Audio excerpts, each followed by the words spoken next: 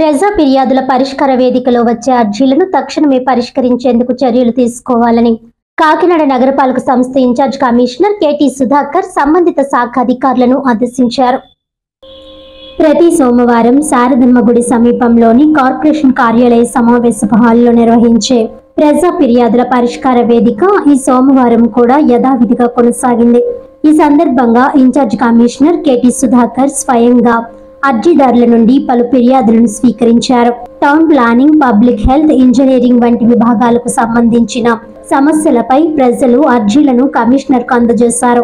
ఆయా విభాగాధిపతులకు అర్జీలను కమిషనర్ పంపించి వాటిని తక్షణమే పరిష్కరించాలంటూ ఆయన సూచించారు.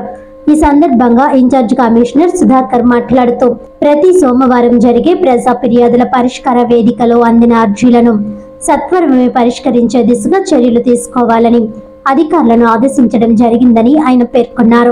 అంతకు ముందు నిర్వహించిన డయల్ యువర్ కమిషనర్ కార్యక్రమంలో మొత్తం 7 మంది ప్రజలు ఫోన్ ద్వారా తమ సమస్యలను అధికారుల దృష్టికి తీసుకువచ్చారని అన్నారు. ఈ కార్యక్రమంలో deputy commissioner K Srinivas, LCP Venkatrao, health officer doctor Prithvi Charan, DCP Krishnarao, TPRO Sailaja, manager Sitaram తదితరులు పాల్గొన్నారు.